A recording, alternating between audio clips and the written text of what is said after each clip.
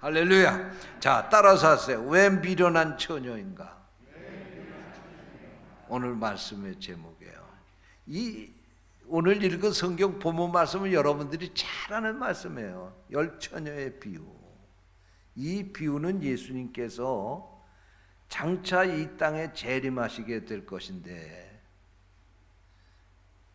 재림하시는 그 예수 그리스도를 만나려면 성도들이 어떻게 준비를 하고 있다가 만나야 되는가 하는 것을 가르쳐 주기 위해서 주신 말씀이 바로 오늘 본문 말씀입니다. 자, 이 말씀을 해석합니다. 오늘 여기 오시는 신랑은 재림하시는 예수님을 가리키는 거예요. 그 다음에 여기 열 처녀가 나오죠. 열 처녀. 열 처녀는 오늘날 교회에 나와 있는 모든 사람들을 다 열 처녀라고 그러는 거예요. 그런데 열 처녀 가운데 다섯 처녀는 슬기 있는 자, 다섯 처녀는 미련한 자로 구별이 되는 거예요. 뭐 갖고 구별이 되느냐? 등에 기름을 준비했느냐? 등은 가졌지만 기름을 준비하지 않았느냐의 차이예요. 그러면 도대체 등은 뭐고 기름은 뭐길래 그것으로 미련한 자와 슬기 있는 자가 구별이 되느냐? 이 등은 우리의 심령을 가리키는 겁니다. 자, 그리고 여기 기름은 뭐냐? 기름은 성령을 가리키는 거예요. 할렐루야. 그리고 또 기름은 뭐냐? 우리의 참된 믿음을 가리키는 거예요. 여러분, 예수님이 오시게 될 때에 그때 가서 보면은 교회 다 같이 나와 있는, 지금은 열 처녀예요. 그러나 예수님 만날 때 보면 어떤 사람이 슬기로운 다섯 처녀인지 어떤 사람이 미련한 다섯 처녀인지 구별이 될 거예요. 뭐 가지고? 기름 가지고. 등에 기름을 담았느냐 안 담았느냐의 차이예요. 오늘 교회 똑같이 나왔다고 해서 다 구원받고 천국에 들어가는 거 아닙니다. 이 중에서 버림받게 될 자도 있어요. 그리고 천국에 갈 자들도 있어요. 여러분들은 다 같이 천국에 들어가시기를 주님의 이름으로 축원합니다. 그러려면은요, 우리가 그때까지 우리 믿음을 지키기 위해서는 우리 의지 갖고는 안 된다는 거예요. 그래서 우리가 등에 기름을 가득 채우듯이 우리가 성령 충만함을 받아가지고 그 성령의 능력으로 주님 오시는 그날까지 믿음 지켜가야 되는 거예요. 할렐루야. 네? 그래서 여기 등에 기름을 담아서 준비해야 될 이유가 있는 거예요. 자, 그러면 왜 이 다섯 처녀는 열 처녀가 같이 다 선택을 받았어? 신랑을 맞이할 처녀로 선택을 받았는데 왜 다섯 처녀는 미련한 처녀로 전락하게 됐을까? 그 이유가 있어요. 첫째로 그 이유가 있어요. 자신의 책임을 잃어버리게 될 때 그렇게 되는 거예요. 오늘 읽은 본문 1절 2절 말씀해 보면 그때 천국은 마치 등을 들고 신랑을 맞으러 나간 열 처녀와 같다 하리니 그 중에 다섯은 미련하고 다섯은 슬기 있는 자라. 자, 여기 말씀해 보면 이 열 처녀가 무엇 때문에 열 처녀가 선택을 받았느냐? 신랑을 맞이하기 위해서 선택을 받았다, 그렇게 말씀을 하고 있는 거예요. 신랑을 맞이하는 게 그들의 책임이었어요. 예? 여기서 처녀는 단순히 시집 안 간 여자를 가리키는 게 아니라 신랑을 맞이하기 위해서 선택을 받은 그런 사람들을 가리키는 말씀입니다. 그러므로 이 처녀가 해야 할 일은 뭐냐? 신랑을 잔치자리로 인도하는, 그것이 그에게 책임인 거예요. 그런데 오늘 여기 미련한 다섯 처녀들은 보니까 자기가 무엇을 해야 하는지 자기의 책임을 망각하고 만 거예요. 그래서 꿀꿀 잠자고 있었던 거예요. 등에 기름을 준비해서 신랑이 오시면 신랑을 잔치자리로 안내하고 자기가 같이 그 잔치자리에 들어가서 함께 혼인잔치에 참여해야 될 텐데 이 미련한 처녀는 그걸 망각하고 굴굴 잠만 자고 있었던 거예요. 여러분, 오늘 우리가 이 세상을 살아가게 될 때 우리가 맡은 책임이 다 있는 거예요. 예? 어떤 사람은 회사에서 사장으로 회사를 경영해야 될 책임이 있고요. 어떤 사람은 사원으로서 회장님의 뜻을 따라 사장님의 뜻을 따라 그 회사의 일을 해야 될 책임이 있는 거예요. 나라의 부름을 받은 군인이 군인으로 나가서 군대 생활을 하는 동안 그에게는 군인의 책임이 있는 거예요. 나라를 잘 지켜서 백성들이 편안하게 안전하게 살 수 있도록 만드는 것, 그것이 군인의 책임이에요. 정치하는 사람들은 정치인의 책임이 있는 거예요. 그래서 나라가 부강하게 만들고 국민이 편안하고 자유롭게 사는 그런 좋은 나라를 만드는 게 정치인의 책임인 거예요. 여러분, 부부의 책임이 뭐예요? 부부는 그 가정을 행복하게 만들어서 그 가족들이 행복하게 살 수 있도록 해주는 게 그 책임인 거예요. 그런데 이 책임을 망각하면 그때부터 문제가 생기는 거예요. 군인이 국토방위의 그 책임은 망각하고 쿠데타나 일으키면 되겠어요? 군인이 국토방위의 그 책임을 뒤로 하고 애인 만나고 싶다고 탈영해가지고 다방으로 가면 되겠어요? 예? 여러분, 가정주부가 가정을 지키고 남편이 그 가족을 지키고 그 가족이 그 부모를 의지하고 든든하게 편안하게 살아갈 수 있도록 만들어야 되는데 그것 망각해가지고 가정을 깨트리고 불행하게 만들면 되겠느냐, 그런 얘기예요. 여러분, 마찬가지입니다. 오늘 우리 성도들도 성도의 책임이 있는 줄로 믿으시기 바랍니다.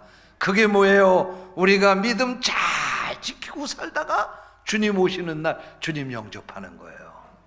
우리가 아무리 오랫동안 신앙생활을 했다고 할지라도, 우리가 아무리 교회에서 큰 일을 맡아 감당했다 할지라도 예수님이 이 땅에 오시는 그날 그 앞에 믿음으로 떳떳하게 설 수 없다고 하면 그건 미련한 다섯 처녀와 마찬가지가 되는 거예요.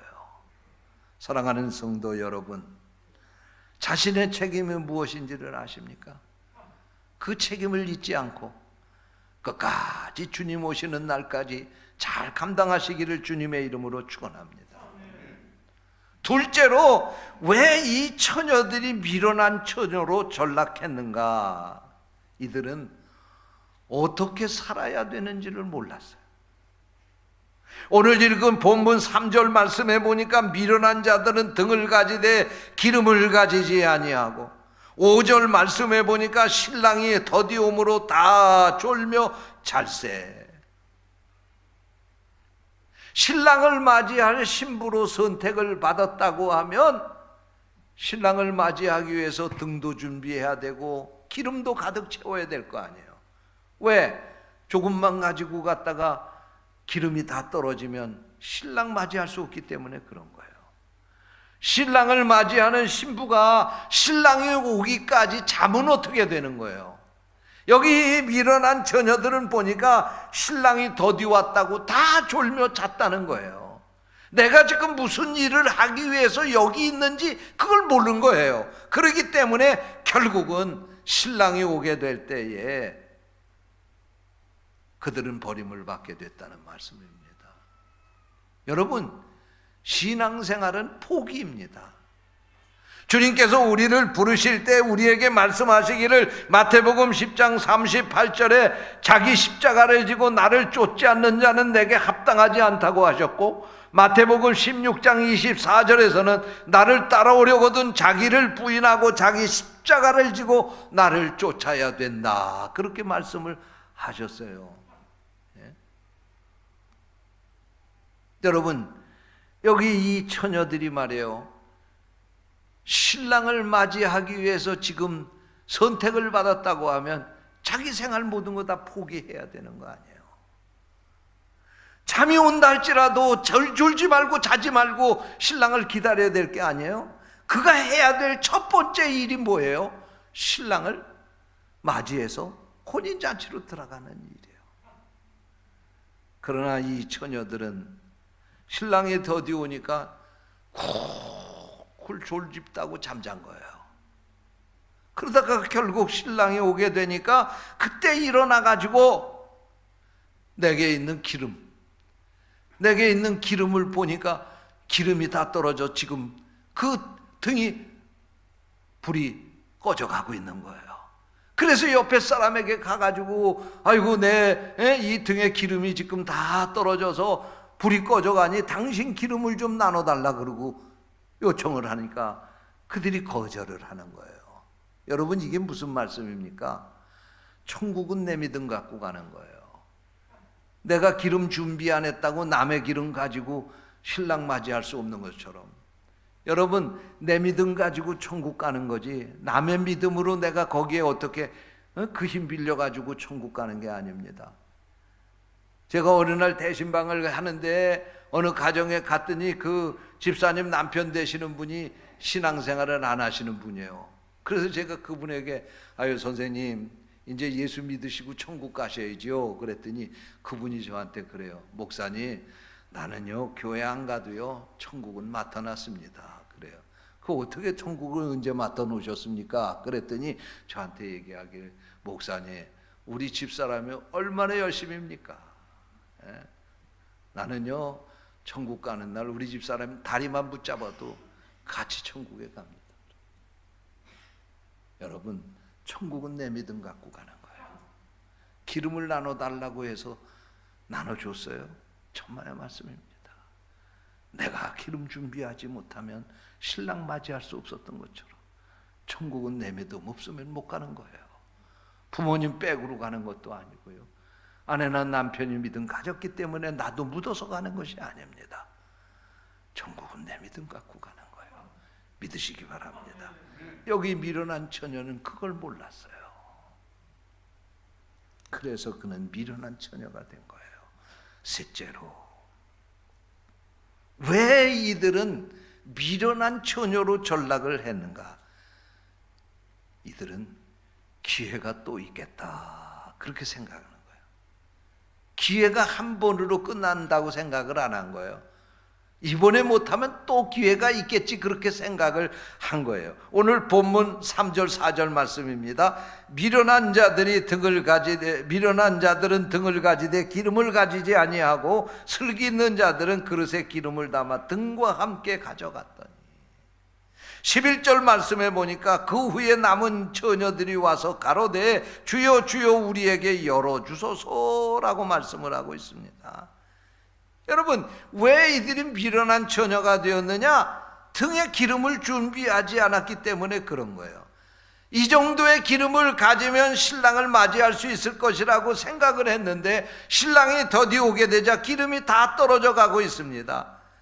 이들은 기름이 작은 등을 들고 왔지만 이것 가지고 가면 될 거다. 혹시 늦으면 그때 가서 기름 넣으면 되겠지라고 기름 넣는 것을 뒤로 미루고 그러다가 결국은 미련한 처녀가 되고 만 거예요. 여러분 마귀가 우리를 유혹하게 될 때요 마귀가 와서 너 교회 가지 말아라 그렇게 유혹 안 합니다. 교회 가야 돼. 열심히 신앙생활 해야 돼. 그런데 오늘은 네가 바쁘니 오늘은 네가 이런 일이 있으니까 다음에 가면 돼. 마귀가 그렇게 우리를 유혹하는 거예요. 마귀의 꼬임에 넘어가지 마시기 바랍니다.